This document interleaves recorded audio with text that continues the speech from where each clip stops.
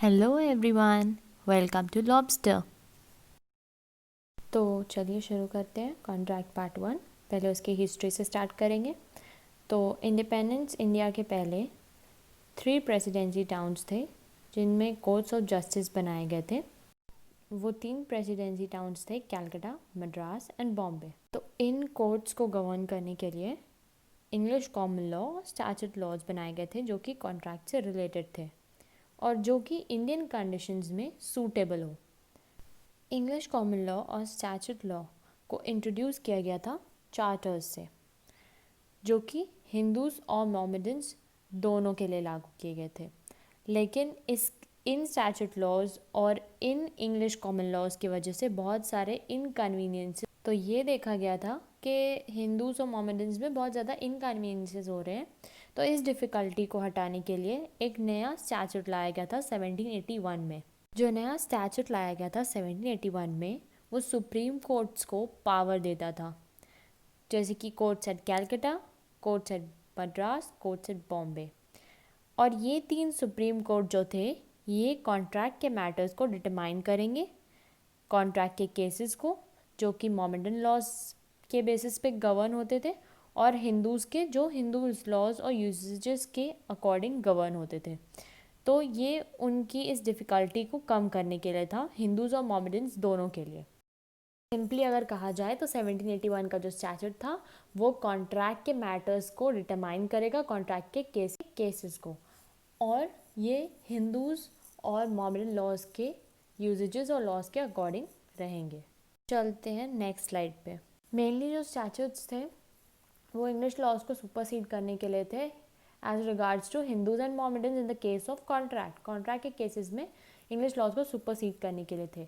लेकिन in spite of all the statutes of 1781 and 1799 जो difficulties थे वो सही से सॉल्व नहीं हो पा रही थी। तो ये बहुत स्ट्रांगली महसूस किया गया था कि इन रिस्पेक्ट ऑफ कॉन्ट्रैक्ट कोई ऐसा कॉम्प्रिहेंसिव लॉ एनैक्ट होना चाहिए इंडिया में, कॉन्ट्रैक्ट के केसेस को अच्छे से प्रॉपरली सॉल्व कर सके, हिंदूज लॉ से रिलेटेड हो या मोहम्मडन लॉ से।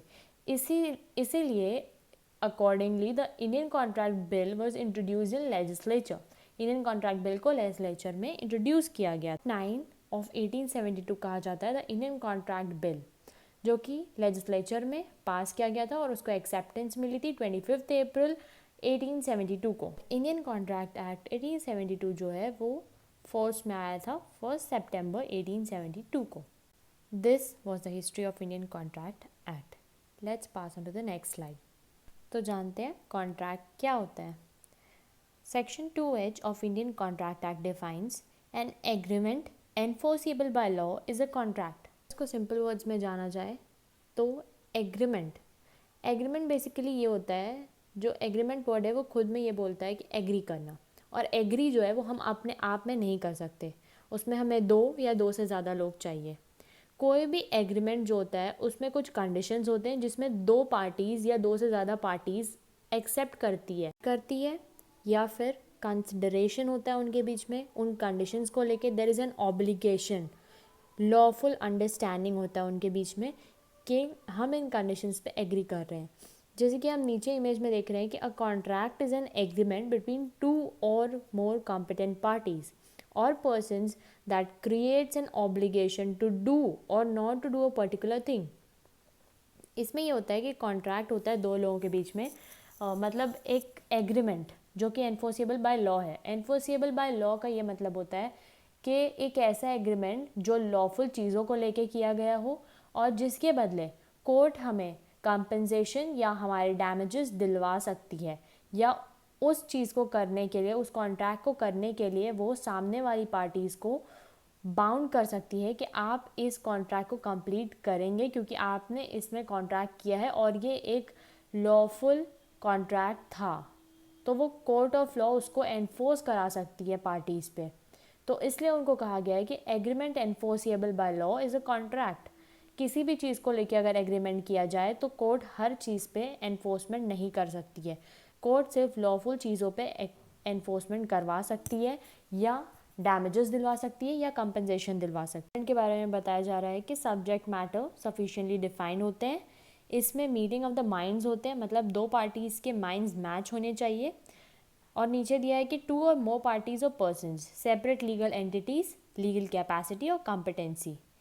तो डिफाइन किया गया है a legal requirement subject to enforcement in a court of law, और टू डू और not to do a particular thing, जिसका ये मतलब है कि mutual understanding as to the requirements, जो भी कंडीशंस हैं कि हमें ये चीज़ करनी है या नहीं करनी है, उसमें दोनों पार्टीज़ की म्यूचुअल अंडरस्टैंडिंग्स होनी चाहिए।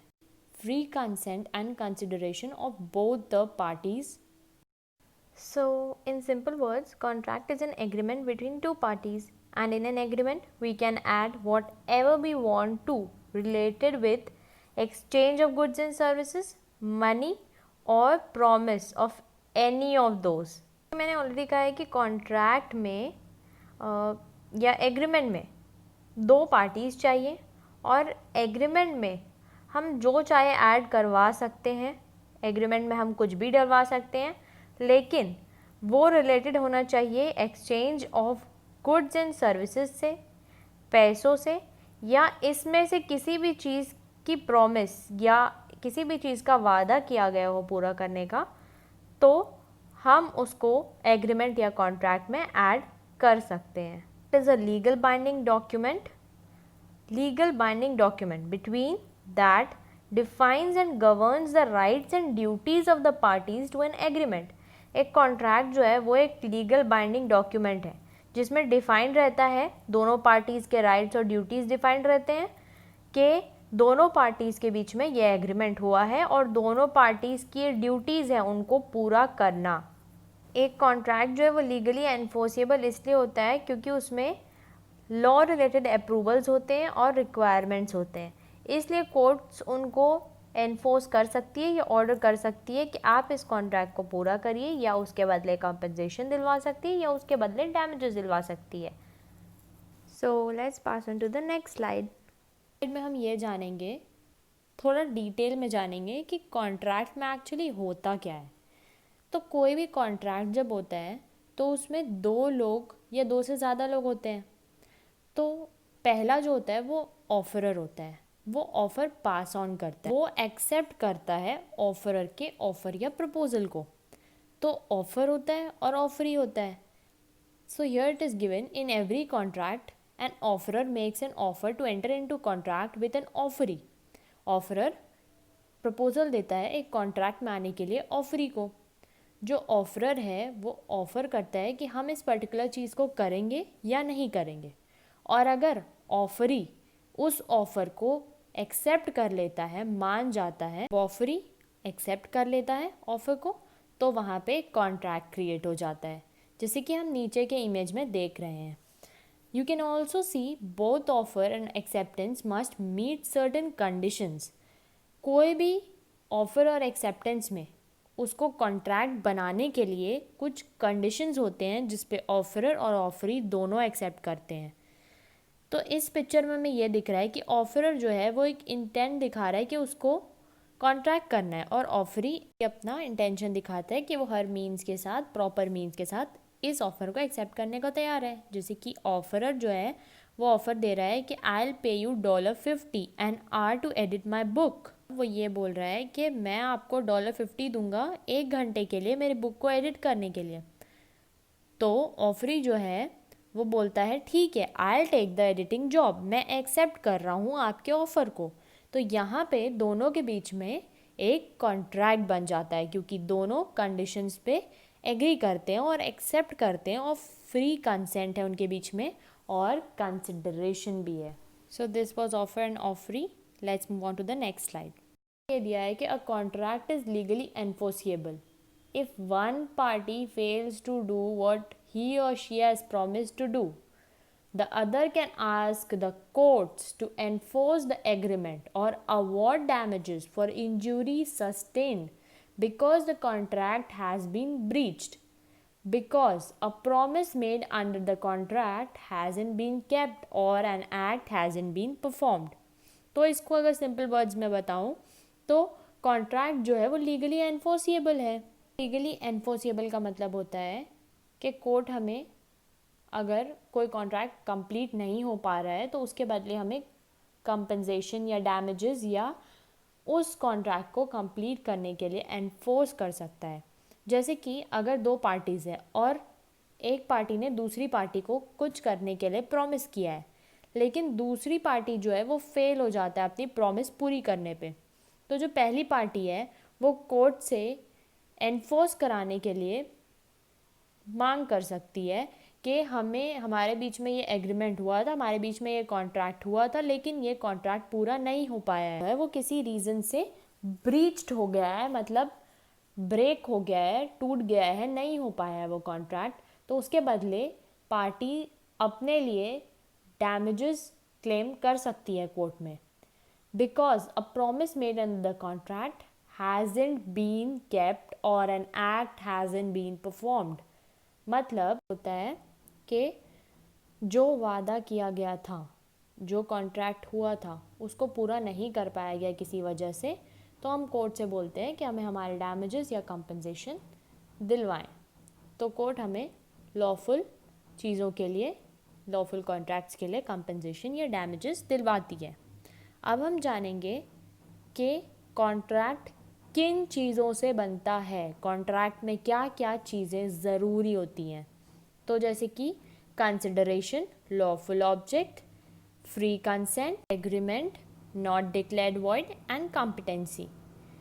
और अगर इसको बहुत इजीली समझना है तो हम ये समझ सकते हैं कि दोनों पार्टीज़ के बीच में फ्री कंसेंट होना चाहिए। फ्री कंसेंट का मतलब है कोई दबाव में कोई भी कॉन्ट्रैक्ट नहीं होता है, कोई भी ज़बरदस्ती करके आपके सर के ऊपर बंदूक रख के या आपको मार पीट के ज़बरदस्ती करके कोई भी कॉन्ट्रैक्ट नहीं करवा सकते हैं। वो कॉन्ट्रैक्ट नहीं कहलाएगा, उसमें फ्री कंसेंट होनी चाहिए, मर्ज़ी होनी चाहिए और लॉफुल ऑब्जेक्ट होना चाहिए। हम किसी भी चीज़ को लेके कॉन्ट्रैक्ट नहीं कर सकते और उसको जाके कोर्ट में उसके कंपनसेशंस नहीं मांग सकते हैं। तो कंपनसेशन सिर्फ और सिर्फ लॉफुल ऑब्जेक्ट्स के लिए ही देगा। और पार्टीज़ के बीच में एग्रीमेंट होना चाहिए। एग्रीमेंट मतलब एग्री होने चाहिए दोनों पार्टीज़ किसी भी कॉन्ट्रैक्ट में। उसी एलिमेंट्स को डीपली देखना चाहें तो ये है हमारे नेक्स्ट स्लाइड में, जो कि है a contract however can be enforced only if it meets 4 requirements. तो बेसिक तो 4 रिक्वायरमेंट्स होते हैं कोई भी कॉन्ट्रैक्ट को एनफोर्स कराने के लिए। पहला होता है एग्रीमेंट, दूसरा होता है कंसिडरेशन, तीसरा है कंट्रैक्चुअल कैपेसिटी और चौथा है लॉफुल ऑब्जेक्ट। तो एग्रीमेंट क्या बोलता है? The parties must have reached a mutual agreement. मतलब हुआ कि जो पार्टीज़ हैं दोनों के बीच में एग्रीमेंट जो है वो म्यूचुअल होना चाहिए, मतलब दोनों ही उस चीज़ में राज़ी होने चाहिए, तैयार होने चाहिए, एक्सेप्ट करने चाहिए। The offeror must have an offer and the offeree must have replied to the offer with an acceptance. तो म्यूचुअल एग्रीमेंट होना चाहिए और जो ऑफरर है वो जो ऑफ़र देगा तो ऑफरी उसको अपने रिप्लाई के साथ एक्सेप्ट करना चाहिए। मतलब ऑफरी जब तक रिप्लाई में उसको एक्सेप्टेंस नहीं देता है ऑफरर को, तब तक वहाँ एग्रीमेंट नहीं होगा। ठीक है। और कंसिडरेशन जो है, each promise must be made in return for the performance of a legal sufficient act और promise. If one party isn't required to exchange something of legal value, example money, property, service, an agreement lacks sufficient consideration। दोनों parties अपने अपने performance को legally complete करेंगे जो कि दोनों parties ने प्रॉमिस किया है। अब चाहे वो किसी भी चीज़ को लेके हो, लेकिन वो लीगल होने चाहिए। जैसे कि दोनों पार्टीज़ ने अगर मनी को लेके प्रॉमिस किया है कुछ, या प्रॉपर्टी को लेके किया है, या किसी सर्विस को करने को लेके प्रॉमिस किया है, तो उनको दोनों को उस चीज़ को फुलफ़िल करना चाहिए, अपने परफॉर्मेंस को पूरा करना चाहिए। और है contractual capacity, both parties must possess the full legal capacity to assume contractual duties. Limitations to full capacity include mental illness and such diminished states as intoxication। इसमें ये कह रहे हैं कि कॉन्ट्रैक्चुअल कैपेसिटी होनी चाहिए।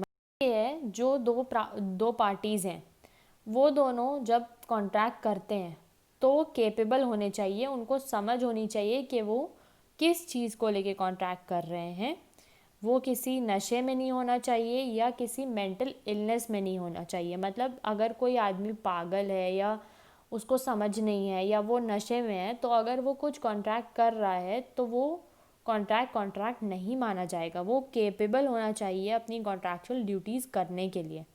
और चौथा है lawful object. The purpose of the contract must be legal. जो कॉन्ट्रैक्ट हो रहा है उसका बेसिक पर्पस होना चाहिए legal. A contract to commit an unlawful act और टू वायलेट लीगल चीज़ों को लेके कॉन्ट्रैक्ट करते हैं या अनलॉफुल एक्ट को लेके करते हैं या किसी पब्लिक पॉलिसी को डिस्ट्रॉय करने के लिए करते हैं कोई कॉन्ट्रैक्ट, तो उसके बदले हमें वापस उल्टा कंपनसेशन मिलने के बजाय वापस हमें पनिशमेंट मिल सकती है। तो हम लॉफुल ऑब्जेक्ट्स को ही लेके कॉन्ट्रैक्ट करेंगे और वो कॉन्ट्रैक्ट लीगल रहना चाहिए। हम इलीगल कॉन्ट्रैक्ट्स नहीं कर सकते हैं, इलीगल बेसिस पे कॉन्ट्रैक्ट्स नहीं हो सकते हैं, अनलॉफुल एक्ट्स को लेके कॉन्ट्रैक्ट नहीं हो सकते, उस कॉन्ट्रैक्ट को कॉन्ट्रैक्ट नहीं माना जाता है। आज के वीडियो में बस इतना ही। Thank you for watching.